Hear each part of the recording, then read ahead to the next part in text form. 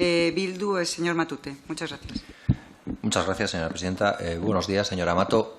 Para enmarcar lo que va a ser la comparecencia y para que usted lo conozca, porque me parece justicia que ambos conozcamos cuál va a ser el carril que pretendo utilizar, le diré que desde Euskal Herria Bildu planteamos el valor, la utilidad de esta comisión en dos carriles y somos bastante sinceros y lo decimos abiertamente para que usted también conozca el porqué de las reflexiones o preguntas que le vayamos a hacer. Creemos que es bueno para conocer más sobre lo que ha sido la trama de corrupción en el Estado español o la trama de corrupción sistémica, como ya algunos tribunales se atreven a señalar y a aseverar, y por tanto poder elaborar conclusiones más perfeccionadas, más cercanas a la verdad, pero también para rescatar del olvido, para que no caigan en el olvido todos los desmanes, todas las barbaridades que parece que ya no son meras suposiciones o bulos periodísticos, sino que empiezan a ser hechos probados en los tribunales. Y es por eso que probablemente algunas de las cosas que le diga pues puedan no obtener respuesta o sí. Veremos a ver. Sí le señalo una consideración de partida que me ha llamado poderosamente la atención. Es verdad que en 1.700 folios aparecer en 5 párrafos pues le quita el rol de actor principal en esta película a cualquiera, pero no es menos cierto que hay más de 40 millones de personas que forman el Estado español, a su gusto o disgusto, que no aparecen en ni una sola línea, en ni una sola palabra de ese sumario. Luego, yo creo que la teoría de la relatividad aquí demostraría que esos 5 párrafos pueden ser un argumento de mucho peso como para darle una dimensión importante. Y hay otro elemento que me llama poderosamente la atención, se lo han dicho ya aquí, y es que usted, desde el año 1983, en que entra en la extinta Alianza Popular, o digamos en la Alianza Popular que da lugar luego al Partido Popular, permanece en las filas de la derecha española agrupada en torno al Partido Popular en la actualidad, y estamos hablando del año 1983, y prácticamente desde 1989, si no me fallan los datos, 1900 o incluso antes, ocupa niveles de responsabilidad, a veces interna, como asesora de gabinete, como responsables de áreas de lo que sería la labor institucional en instituciones, pero a veces también de responsabilidad interna. Esto es así, ¿no? Es decir, podemos hablar de más de 30 años de servicio. Usted ha dicho que a los españoles y a las españolas, ya sea en el ámbito institucional o en el ámbito de fortalecimiento de su propio partido. Es cierto. Y siendo esto cierto y entendiendo que usted ha ido subiendo en niveles de responsabilidad, entiendo que porque alguien considerara o alguien consideró en su momento que su valía merecía tener niveles de mayor responsabilidad, ¿me podría explicar quién nombra a los responsables económicos del Partido Popular que aparecen, según su propio relato, a las anteriores personas que le han preguntado como absolutamente descoordinados o inconexos con respecto a las responsabilidades políticas que usted y otra gente como usted ha ocupado? Sí, muchas gracias, señor Matute. Lo primero, bueno, pues le voy a hacer también la relación general como me ha hecho usted y que le agradezco mucho que me haya puesto en situación, ¿no? Yo confío en las comisiones de investigación cuando tienen un objetivo claro, cuando es un objetivo de hacer daño al adversario, entonces no, porque creo que no son útiles. Y cuando se cometen en juicios paralelos que se están celebrando en los tribunales para convertirse en jueces y parte, pues tampoco creo en ellas, ¿no? Pero estoy de acuerdo con usted, por eso he venido, lo he dicho al principio, vengo encantada a esta comisión, si es que sirve para algo, que espero que valga para algo y no más allá de que estemos peleándonos y diciendo quién es mejor y quién ha hecho y quién no ha hecho, ¿no? En cualquier caso, es verdad, y le voy a dar a usted la razón, a mí me disgusta, me avergüenza sobremanera tener 5 párrafos en esa sentencia, porque no creo que me lo merezca. Es verdad que estoy como responsable civil y de los 40 millones de españoles que usted ha dicho, habrá bastantes que tendrán alguna responsabilidad civil a lo largo de su vida. Y eso no es ningún delito, no ha sido ningún delito, siempre son responsabilidades civiles. Pero más allá de eso, ya le digo, a mí no me gustaría estar allí. Y por eso lo he recurrido, porque además creo firmemente que no me he beneficiado jamás, ni siquiera sin saberlo, de ninguna cuestión, porque a mí nunca me han regalado nada. Si se lo han regalado a él, se habrá beneficiado él, pero no me he beneficiado yo, porque eso no se descontaba de la parte que yo aportaba. Y, por tanto, yo no me he beneficiado. Y es verdad que he recurrido porque no me gustaría tener que estar allí, porque llevo más de 30 años en la vida política y nunca me han acusado de ninguna irregularidad. Entonces concluyo que lo que dice la sentencia, cuando dice que la sentencia considera que ella, por usted, sí conoció lo que se adquirió con esas cantidades de procedencia ilícita y se benefició de ello en la cuota parte correspondiente, que es por lo que usted, o por lo que usted le piden 28.000, del orden de 28.000 euros, son 27.753,35, creo que es así, hablo de memoria. y ese es el 50% de lo que entiende que son los regalos que el grupo de Correa les hizo en ese momento al matrimonio del que usted era una de las partes, entiendo que usted considera que esta sentencia falla, o sea, que hierra en esto. Bueno, yo la he recurrido, por tanto creo que no estoy de acuerdo con ella, Claro. pero sí que le digo, no dice que conocía, dice exactamente lo contrario, porque el Sí. partícipe a título lucrativo exige como condición que uno desconozca Ya. lo que está pasando, si no, Y- no sería participativo lucrativo. Ya, sería, y ha recurrido al Supremo, sería ¿no? parto. Sí, Lo he recurrido, lo voy a recurrir al Supremo. Ya, por y supuesto. conoce la teoría de la ignorancia deliberada, que es la doctrina que ha lanzado el Supremo y que viene a decir algo así como que una sentencia del Tribunal Supremo define esta teoría de este modo. Quien se pone en situación de ignorancia deliberada sin querer saber aquello que puede y debe saberse y, sin embargo, se beneficia de la situación, está asumiendo y aceptando todas las consecuencias del ilícito negocio en el que voluntariamente participa. Bueno, es que ahí tiene dos discrepancias, que eso no se aplica a la, diríamos, es que no sé cómo decirlo, porque como le digo no soy abogado, pero no se aplica a lo que me han aplicado a mí.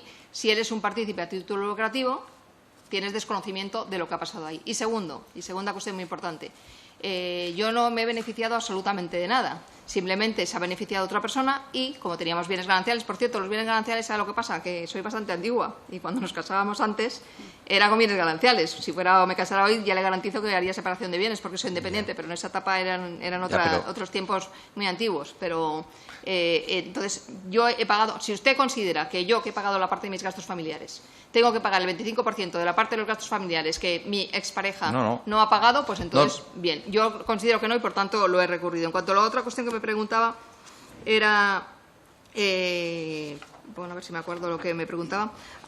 Los cargos que he tenido en el partido han sido porque, bueno, por la confianza que han depositado en mí los dos presidentes. Le he dicho que en los estatutos está muy fijado y muy separado quiénes llevan responsabilidades políticas y quiénes económicas. El gerente del Tesorero nos nombra el comité ejecutivo, que es lo que usted me preguntaba. El comité ejecutivo, claro, no tenía el VAR con V que tiene ahora en el Mundial para ver si la jugada era correcta o no, pero vamos, parece que muy buen ojo no han tenido con los tesoreros si uno ve el nivel de acusaciones que les hacen a todos, porque la sentencia también dice que queda probado que del año 1998 a 2008 existe una caja B del Partido Popular. Es más, el señor Bárcenas dice en las pruebas que aporta y como parte de su testimonio que esta existía desde 1983, es decir, que esta caja la han ido heredando sucesivamente los diferentes tesoreros que han sido nombrados, como usted acaba de señalar, por los comités ejecutivos. Ya le he dicho, no había VAR con V para ver el nivel de error en el que se podía inducir, pero desde luego, como cazatalentos, no les ha ido muy bien. Es posible que haya habido algún nombramiento que ha sido equivocado. Usted sabe que cada persona es cada persona. Lo que sí que le digo que todos estos hechos se han conocido recientemente, bueno, recientemente hace unos años, pero no en la época en la que se nombraron tesoreros de nuestro partido. Sí. Luego hay otra cuestión que acaba de contestarme y quizás yo no la he entendido bien. Usted señala que usted no se benefició de determinadas cuestiones que le imputan, en todo caso, a su exmarido o a lo que tendrían que ser gastos que él tendría que haber abonado y que ahora parece ser que pudiera ser que no ha abonado y que se los hubiera abonado el señor Correa.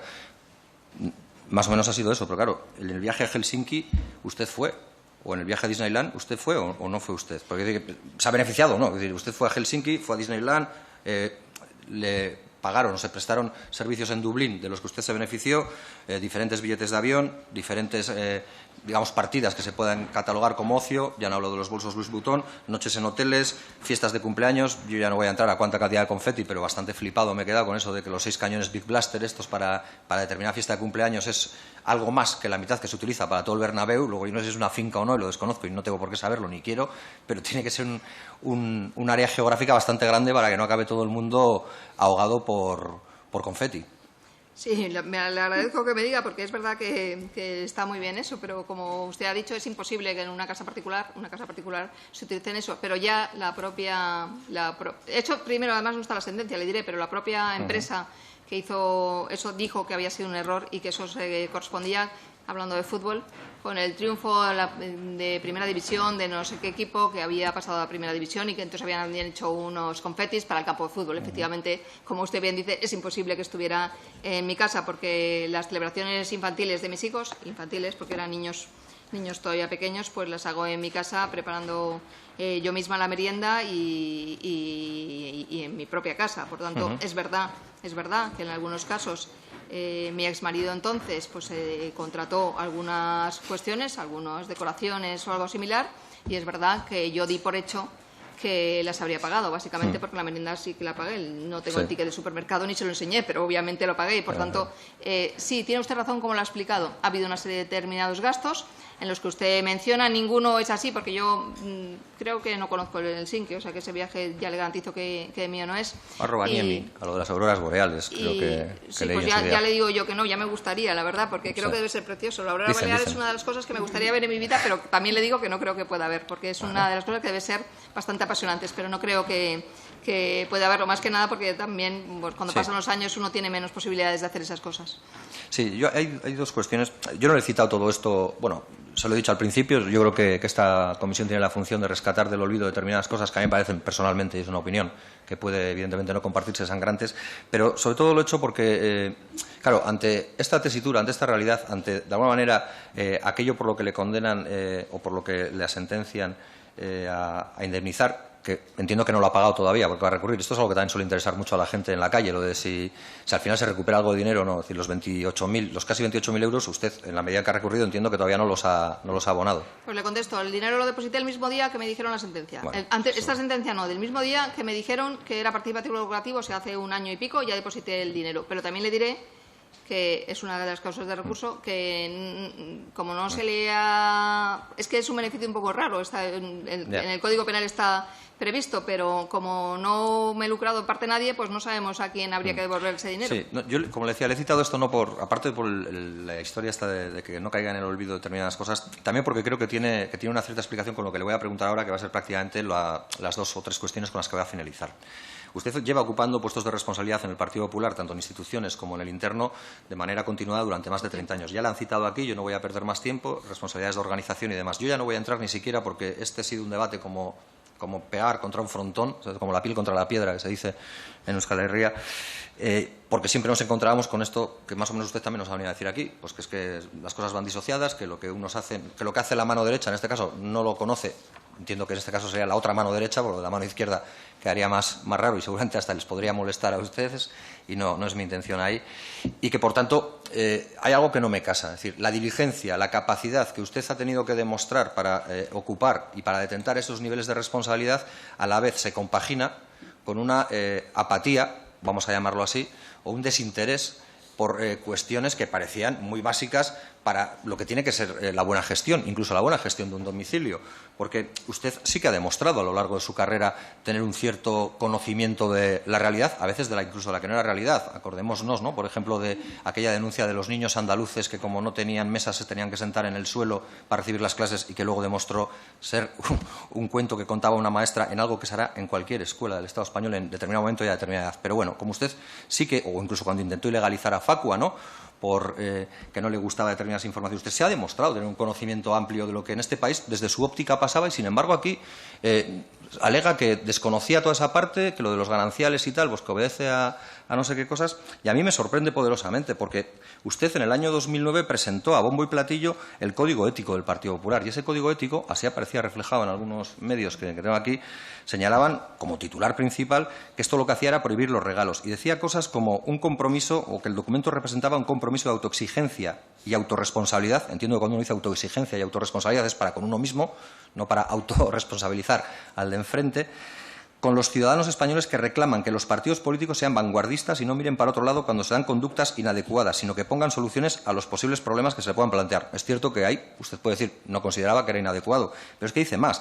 Dice, se incluye la prohibición de aceptar cualesquiera regalos, atenciones o liberalidades que no respondan por su importe o causa a los usos y costumbres sociales. Yo ya sé que en el Estado español, como en casi todas las sociedades, hay clases. Y ya sé que los usos y las costumbres de una y otra clase son diferentes. Pero a usted esto le parecía que no chocaba con el Código Ético que usted señaló como eje de la regeneración y de la labor que usted, como responsable del Partido Popular, llevaba a cabo para que no existiera ningún atisbo de corrupción, entiendo que en su partido, porque era en el que usted ocupaba responsabilidades. ¿Se acuerda usted cuándo se presentó el Código Ético? Usted lo presentó en el 2009. 2009. Muy bien. En concreto, el 21 de diciembre del 2009. En el 2009 ya llevaba yo unos cuantos años separada, pero en todo caso, Sí, como sí. no quiero hablar de mi vida personal, pues no voy a dejar de hacerlo. Lo he dicho por respeto a mis hijos y a mi familia, y prefiero... Es verdad que a veces uno pues dice cosas que luego se arrepiente de decir, pero no quiero decir nada que tenga que ver con mi vida familiar. En todo caso, lo que usted dice, en el partido, en los estatutos del partido, nítidamente hacen una separación entre lo que es la parte económica y la parte de eso. Creo que en mi partido y creo que en todos los partidos. Y, por tanto, sin perjuicio de que todo el que haya venido aquí y quiera que llevara la parte política, creo yo que no le podrá informar de la parte económica porque, lógicamente, no era su responsabilidad. Entonces, ese es el tema que es importante. Usted me hablaba de... Mire, me ha puesto usted dos ejemplos, ¿no?, de cosas que he hecho que incluso he visto más de la cuenta. Si le doy la vuelta, le podría decir, mire, en cuanto a mí me hicieron una denuncia, inmediatamente lo denuncio. En cuanto me enteré que había posibilidad de que pasara algo en algún sitio, yo me puse a ello, porque lo hago. Porque nunca he cerrado los ojos ni he mirado para otra parte cuando ha habido una cosa que creo que ha perjudicado o que perjudicaba a alguien. En el caso de la familia, le reitero, no creo que me haya beneficiado jamás absolutamente de nada, porque siempre he hecho frente a todos mis gastos familiares. Y le reitero, si el juez al final, que espero que no, porque creo que no ha sido así y no me gustaría, la verdad, diríamos lavar mi nombre, pero si el juez considera que yo tengo que devolver ese dinero porque mi marido se lo quedó y esa mitad de ese dinero que él se quedó, yo lo tengo, o esos regalos que le hicieron son la mitad míos, pues ahí tienen el dinero para saldar la cuenta que pueda tener con ello. Pero ya le digo, creo firmemente que a las personas hay que juzgarles por lo que hacen, no por lo que hacen los de alrededor y muchísimo menos por lo que haya podido hacer su expareja, muchísimo menos. Porque usted sabe que en las vidas familiares las parejas no se debe meter nunca uno en una pareja. Estoy totalmente de acuerdo de que a las personas hay que juzgarlas por lo que hacen, aunque en esta Cámara a veces con alguna gente no se nos aplique, pero yo estoy totalmente de acuerdo con eso. Pero hay otra cosa más, porque me llama la atención. 21 de diciembre del 2009, cuando usted presenta el Código Ético, en él también se dice un compromiso para actuar bajo los principios de integridad, de transparencia, de responsabilidad, de ejemplaridad y también, por supuesto, de honradez. Claro, usted, que ha ocupado tantos puestos de responsabilidad en el Partido Popular, en, digamos, áreas no accesorias, no menores, es decir, responsabilidades de organización, ha sido la responsable o la vicesecretaria general, que creo que en su momento se llamó así, de organización, no le generaba ninguna duda el tren de vida que podía llevar a cabo dentro de esos usos sociales, con independencia de la clase, que llevaba su marido para con lo que usted, que tenía que tener un conocimiento de su organización, del Partido Popular, bastante exhaustivo, entiendo, por el tiempo que llevaba y por las responsabilidades que ocupaba, como para entender que ahí podía haber un desfase entre lo que podía ser su salario real, seguramente que el equivalente al de otros muchos alcaldes que usted conocería del Partido Popular, y lo que él podía hacer frente en su vida cotidiana como gastos. Mire, se me había olvidado antes lo más importante, el Código Ético, porque la verdad es que le diré que estoy bastante orgullosa de haber presentado un Código Ético, que probablemente hay que mejorarlo cada vez. ¿Sabe por qué hay que mejorarlo cada vez? Porque cuando uno entra en política, lo he dicho antes y lo repito, porque lo creo firmemente, no hay que beneficiarse nunca, se va con afán de servicio público y para servir. Si hay algún resquicio por el que alguna persona, porque la corrupción está en las personas y afortunadamente en algunas, no en todas, en pocas personas. Si hay algún resquicio para que alguien que no sea suficientemente honrado pueda lucrarse, hay que tapar ese resquicio inmediatamente. Y entonces, nosotros en el Código Ético, en esa época, por cierto, yo creo que en esa época, en el año que usted le ha preguntado, que por eso le pregunta el año, yo creo que Jesús Sepúlveda ya no era miembro del Partido Popular y habría dejado el Partido Popular y, por tanto, bueno, lógicamente ya no había que hacer ningún tipo de seguimiento sobre eso. Pero sí que creo, Código Ético, cuando se presente, que en política hay que ser ejemplar. Yo no digo que yo haya sido ejemplar, pero lo intento. Y sí que le digo que en 30 años de vida política nadie me ha acusado de falta de ejemplaridad. Simplemente ahora es verdad que alguien dice que yo me he beneficiado, aún sin saberlo, de unas prebendas o de unos regalos que le hacían a mi exmarido entonces. Bueno, me parece bastante injusto. Y ojalá que al final los jueces me den la razón. Ojalá. Pero le digo, nunca en 30 y pico años de actividad política nadie me ha acusado de nada, pero ni siquiera de una mínima irregularidad. Y le digo, y eso no es una medalla a colgarme, es lo normal. Lo normal es que a nadie le acusen de nada en su vida política. Eso me parece lo normal. Y, por tanto, este Código Ético fue hecho para que si alguna persona tenía la tentación de venir a este partido a beneficiarse de alguna manera, pues supiera que no puede ser y que ahí vea una serie de controles, auditorías. ¿Sabe usted lo mejor que tiene estas cosas? Cuando uno tiene que presentar su declaración de bienes al inicio del mandato y al final del mandato, pues ahí se ve y es público y transparente, que esos son avances que se han hecho estos últimos años y el Gobierno también ha metido algunos avances. Pues ahí no hay cosas ocultas, salvo que uno trate de ocultarlo, pero que siempre al final le acaban pillando. Mientras ¿no? exista Panamá o Suiza parece que hay bastante para ocultar. Pero le acaban pillando, como usted sabe, bueno, a la mayoría de la gente, porque por eso tenemos un Estado de Derecho y funciona muy bien la policía, la Guardia Civil y también tenemos unos tribunales que también funcionan. Sí, pues es que es la misma policía y la Guardia Civil esa que funciona también, es a la que muchos compañeros de su partido que han pasado por el mismo lugar que está usted han puesto en cuestión en sus informes de la UDEF o de la UCO. Allí sí que no hay unidad de criterio, parece en el Partido Popular. Bueno, entre esos militantes, igual en el partido... Hombre, no compartir tampoco significa no respetar. No, claro. Les quedan 2 minutos. Sí, yo voy a terminar con una cuestión, yo creo que en lo fundamental. Voy a terminar con 2 cuestiones, una muy breve. Es decir, usted, por los puestos que ha ocupado, que no voy a repetir, ¿cómo diría que se financia el Partido Popular? ¿Por cuotas, entiendo? ¿Por la aportación de grupos institucionales? Y si acaso por lo que los cargos públicos puedan dar, no sé cómo es en todos los partidos, digamos, de diferencia de su salario con eso, ¿no? Más o menos. Que establece la ley, se financia por el dinero que te corresponde por haber ganado las elecciones, dinero público, ya. Y luego por las cuotas de los afiliados, que probablemente es la parte menor. Ya no, me llamaba la atención, porque como acabo de leer ahora que el 90% de los afiliados del Partido Popular no pagan la cuota, digo, pues es complicado mantener ese tren de vida. Ya me he adelantado diciendo que la parte menor. Sí, por eso le preguntaba. Y ya termino con una cuestión. Usted le han comentado antes cuáles pudieron ser los motivos de su dimisión. Y es verdad que a lo largo de los años en los que usted fue ministro hubo muchas cuestiones controvertidas, por lo menos de quienes tenemos otra visión de la sociedad, para con usted que no le obligaron o que no le forzaron a dimitir. Y yo no iba a entrar a esto, pero la verdad es que me ha preocupado cuando usted ha dicho que ya no está en primera línea de la política, pero que sin embargo asesora en el Partido Europeo al Partido Popular Español, dentro del Partido Popular Europeo, que le asesora de temas sociales, de temas de violencia contra las mujeres y de temas de dependencia. Y claro, uno hace un repaso a la prensa, porque hay que hacerlo, va a venir un poco estudiadillo siquiera a estas comisiones, y se encuentra con que a usted le pidieron la dimisión porque dejó sin sanidad a los inmigrantes sin papeles, por el copago farmacéutico que alejó a los enfermos de las medicinas, por las víctimas culpables en la violencia machista, por el tratamiento de fertilidad solo para parejas, por la dieta dura para la cartera de servicios sanitarios, por la dependencia bajo mínimos que usted dejó en esa ley, fruto de los recortes, por la crisis del ébola o por la hepatitis C, que algunos, por desgracia, recuerdan de manera muy perenne y muy dura, ¿no? Y a veces puede resultar hasta triste, no sé si es justicia poética, que lo que le llevara a la dimisión fuera este caso concreto y estos viajecillos de los que usted parece que poca responsabilidad dice tener, y no todas estas cuestiones que tanto dolor parece que causaron en mucha gente. Señor Matute, usted sabe que eso no es asunto de la comisión. Sí, ya he terminado. Mato quiere responderle, lo hará agraciablemente. Sí, le agradezco mucho, porque además le diré, me gustaría que se me juzgara por las acciones que yo he realizado, aunque no comparta lo que usted ha dicho o lo comparta. Por eso, no por lo que ha hecho otra persona que es ajena a mí, se lo garantizo. Me gustaría que se me juzgara por mis hechos, no por los hechos de los demás, que es lo que está pasando en este momento. Pero le digo, mire, cuando nosotros llegamos al Ministerio de Sanidad en aquellos años, en aquella época, no había absolutamente nadie, había 16.000 millones de deuda, no había absolutamente nadie que creyera que la sanidad iba a seguir siendo gratuita. Y lo sigue siendo, señorías. La sanidad sigue siendo gratuita. Y segunda cuestión, no me voy a alargar porque la señora presidenta no me dejaría. Y segunda cuestión, se habla mucho de los copagos y es verdad que ha habido que tomar decisiones que son difíciles y que hace que las personas tengan que aportar cuando antes no aportaban. Pero ¿sabe lo que le digo? Que los parados de larga duración, que había muchísimas personas, pagaban el 40% de los medicamentos. Y ahora no pagan. O sea, ahora se paga en función de la renta. Y me parece mucho más justo pagar en función de la renta que paguen el 40% todos. Eso es la verdad. Y es verdad que tuvimos que aceptar. En violencia de género se alcanza un pacto hace nada de tiempo y creo que en todas las cuestiones, con sus luces y sus sombras, porque yo no le digo que siempre haya acertado. Ahora sí le digo que siempre he puesto toda mi voluntad y he contado con los mejores para sacar adelante el proyecto para España y el proyecto de la sanidad y los servicios sociales. Ahora, ¿qué es lo que hago?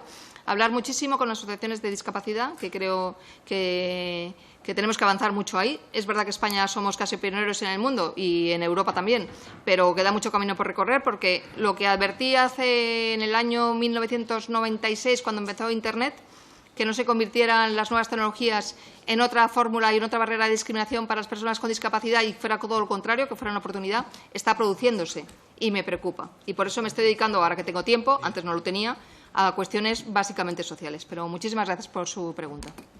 Muchas gracias, señora Mato. Le correspondía el turno al Grupo Parlamentario del PNV.